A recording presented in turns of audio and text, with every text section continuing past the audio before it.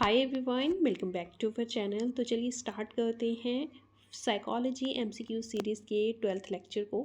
First question है हमारे पास, which of the following techniques is not an projection techniques. आपको बताना है कि चार ऑप्शंस में से जो टेक्निक आपको बताई गई हैं वो प्रोजेक्शन टेक्निक्स में इंक्लूड नहीं होती हैं। ऑप्शंस हैं आपके पास game technique, word association test, picture association test और डी ऑप्शन है इंडिविजुअल स्टडी। तो यहाँ पे जो सही ऑप्शन होगा वो होगा ऑप्शन डी। इंडिविजुअल स्टडी जो है ये एक प्रोजेक्शन टेक्निक नहीं होती है। डी ऑप्शन करेक्ट आंसर है। क्या है ये प्रोजेक्शन टेक्निक, इसके बारे में भी जान लेते हैं। प्रोजेक्शन टेक्निक से रिलेटेड जो भी इंपॉर्टेंट पॉइंट आपको पता होने चाहिए वो सभी डिस्कस करेंगे। जैसे कि ये टेक्निक क्यों यूज़ की जाती है, तो इस टेक्निक का यूज़ जो है वो पर्सन की पर्सनैलिटी को असेस करने के लिए किया जाता है। ये एक इनडायरेक्ट मेथड है और अनस्ट्रक्चर्ड वे है किसी भी पर्सन के अनकॉन्शियस आइडियाज़, इमोशंस और मोटिवेशन को असेस करने का। पर्सनैलिटी के अलावा पर्सन की फीलिंग्स और एटीट्यूड को भी एक्सेस जो है इस टेक्निक से किया जा सकता है। कुछ इम्पोर्टेंट प्रोजेक्टिव टेक्निक्स जैसे word association test, completion test, thematic perception test, expression test. और इस टेक्निक को जो है वो एक थेरेपी की तरह भी यूज़ किया जा सकता है ताकि पर्सन जो है वो अपने इनर वर्ल्ड के साथ कनेक्ट हो सके। ये इम्पोर्टेंट पॉइंट्स हैं जो कि आपको ध्यान रखने हैं। चलिए नेक्स्ट क्वेश्चन देखते हैं। नेक्स्ट क्वेश्चन है, which of the followings indicates misuse of intelligence test. आपको बताना है कौन सा ऑप्शन ये बताता है कि इंटेलिजेंस टेस्ट का मिसयूज़ किया जा रहा है। ऑप्शंस हैं to improve the learning process, to classify children, helpful in measurement of for progress and fourth option है by applying IQ levels to children, teachers hide their inefficiency. तो यहाँ पे इंटेलिजेंस टेस्ट का मिसयूज़ जो है वो D option में सही है। बच्चों पे IQ लेवल मार्क करके टीचर्स जो हैं वो अपनी इनएफिशिएंसी को छुपाते हैं। डी ऑप्शन करेक्ट आंसर होगा। नेक्स्ट क्वेश्चन है, which of the following is not an example of Bandura's observational learning. Albert Bandura ने जो लर्निंग की थ्योरी दी थी उसका कौन सा एग्जाम्पल निम्न ऑप्शंस में से नहीं है। क्रिकेट का उत्साह, सामाजिक अध्ययन के प्रति नापसंदगी, विद्यार्थियों के द्वारा केंचुए के विच्छेदन को सीखना और डी ऑप्शन है स्कूल की घंटी बजने पर अपने बस्ते बंद कर लेना।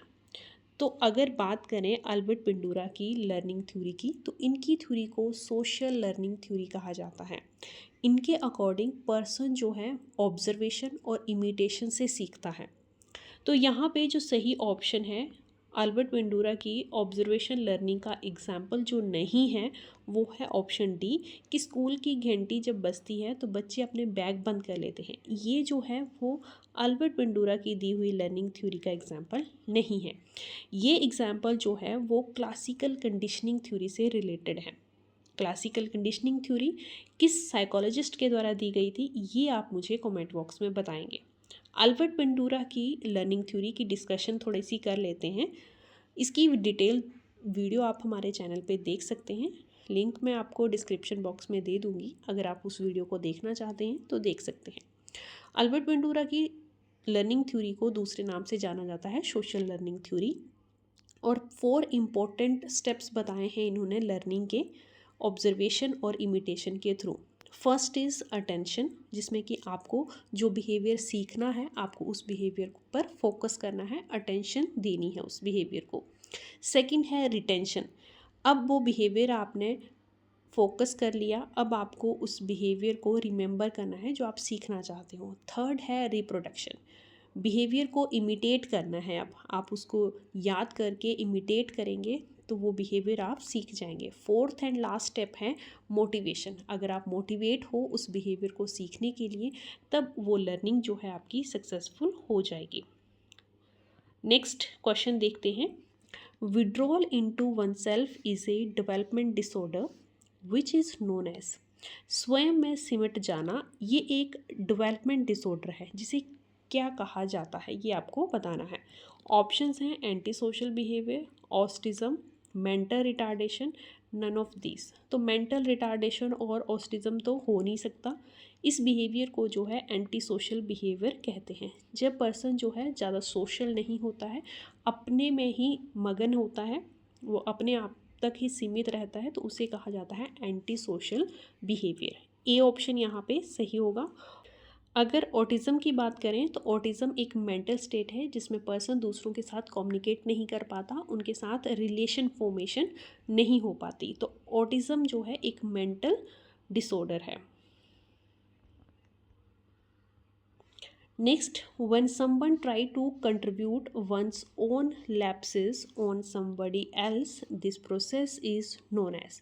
ये क्वेश्चन जो है वो सिगमंड फ्राइड की डिफेंस मैकेनिज्म से रिलेटेड है। इसमें कहा गया है कि जब व्यक्ति अपनी कमियों के लिए दूसरों को उत्तरदायी ठहराए तो इस प्रक्रिया को क्या कहा जाता है। ऑप्शंस हैं रिएक्शन फॉर्मेशन, रिप्रेशन, प्रोजेक्शन या फिर इन तीनों में से कोई भी नहीं। तो जब पर्सन जो है अपनी कमियों का जिम्मेदार दूसरों को ठहरा रहा है तो इसे कहा जाता है प्रोजेक्शन। सी ऑप्शन यहाँ पे सही आंसर होगा। नेक्स्ट है, in how many types did Sheldon divide the personality on the basis of body build. Sheldon ने शरीर की बनावट के आधार पर व्यक्तित्व को कितने भाग में बांटा है। विलियम शेल्डन, इनके द्वारा जो है वो शरीर की बनावट के आधार पर पर्सनैलिटी को 3 टाइप में डिवाइड किया गया है। बी ऑप्शन यहाँ पे करेक्ट आंसर होगा। विलियम शेल्डन जो हैं वो एक अमेरिकन साइकोलॉजिस्ट हैं और इन्होंने 1940 में अपनी थ्योरी दी थी जिसमें उन्होंने पर्सनैलिटी को 3 पार्ट में डिवाइड किया on the basis of body build. इनके द्वारा एक वर्ड जो है वो यूज़ किया गया स्मेटोटाइप। स्मेटोटाइप एक generally set of body type है और इन्होंने 3 टाइप में बॉडी को डिवाइड किया। फर्स्ट है एक्टोमॉर्फ्स, सेकंड है एंडोमॉर्फ्स एंड थर्ड इज सेमोमॉर्फ्स। आपको इन वर्ड के बारे में पता होना चाहिए तो थोड़ी सी बात इनके बारे में भी कर लेते हैं। एक्टोमॉर्फ्स इन्होंने उन पर्सन के लिए यूज़ किया जो बहुत ही पतले होते हैं। एंडोमॉर्फ्स ओवरवेट पर्सन के लिए यूज़ किया गया जिनकी शेप राउंड होती है। एंड थर्ड इज़ मेसोमॉर्फ्स, उन पर्सन के लिए यूज़ किया गया जो टॉल होते हैं और मस्कुलर बॉडी उनकी होती है। जनरली इन पर्सन को उन्होंने एक्टिव और एडवेंचरस पर्सन की कैटेगरी में रखा था। नेक्स्ट क्वेश्चन है, in which stage of Erickson's psychosocial stage of development a person experiences a crisis conflict in intimacy versus isolation। तो आपको बताना है कि किस स्टेज में इंटीमेसी और आइसोलेशन में क्राइसिस जो है पर्सन फेस करता है।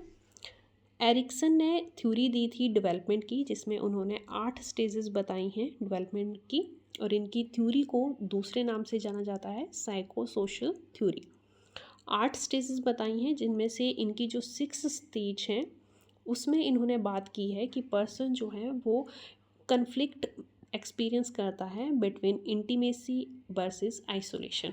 तो यहाँ पे 6th स्टेज जो है वो है early childhood. B option is the correct answer. Image देखिए आप, यहाँ पे मैंने डिटेल में आपको एरिक्सन की थ्योरी बताई है।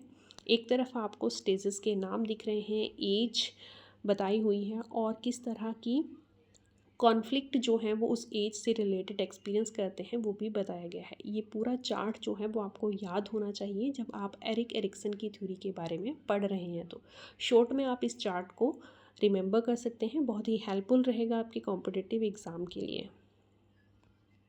नेक्स्ट क्वेश्चन है, joy, anger, fear and surprise are called. इनको क्या कहा जाता है। हर्ष, क्रोध, भय और आश्चर्य। ऑप्शंस हैं sensation, perception, emotions and thinking. तो यहाँ पे सही आंसर होगा इमोशंस हैं। ये सभी जो हैं इमोशन के पार्ट हैं।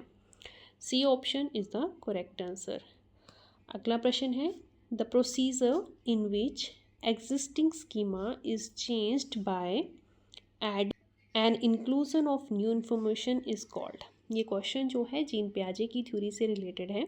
जीन पियाजे ने चाइल्ड डेवलपमेंट की जो थ्योरी दी है उसमें उन्होंने 4 कीवर्ड्स दिए हैं और इसी से रिलेटेड जो है ये क्वेश्चन पूछा गया है।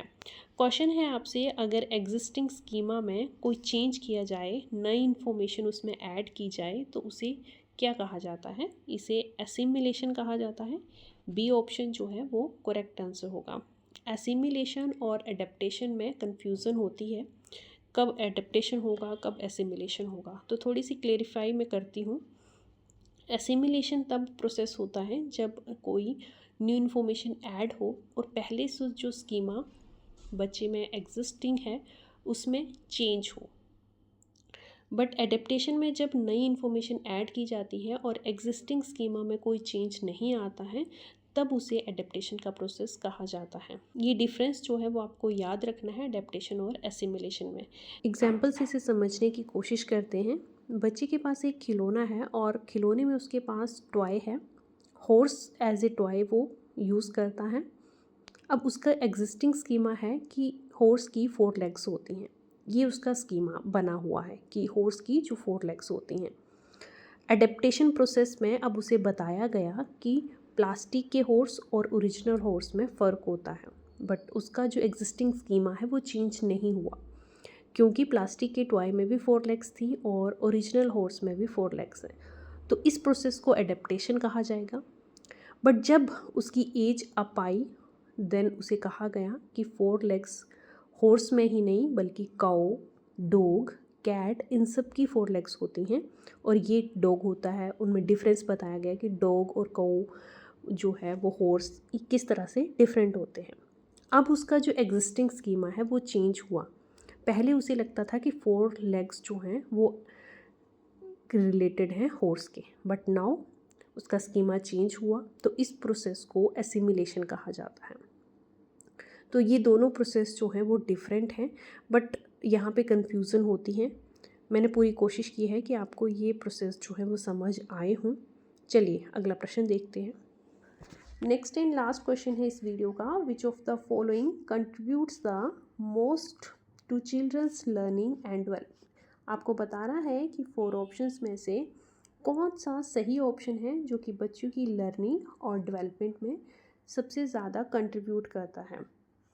ऑप्शंस हैं family sports tourism, family sports and computer, family peer groups and teachers, and D option है family peer groups and television. तो बच्चे की लर्निंग और डेवलपमेंट में सबसे ज़्यादा कंट्रीब्यूट जो है वो family, Pir group and teachers करते हैं। तो यहाँ पे सी ऑप्शन जो है वो करेक्ट आंसर होगा। यहाँ पे आज की वीडियो क्लोज करते हैं। आई होप वीडियो आपके लिए इन्फॉर्मेटिव रही होगी। अगर वीडियो पसंद आई हो तो लाइक ज़रूर कर दें। Thanks for watching.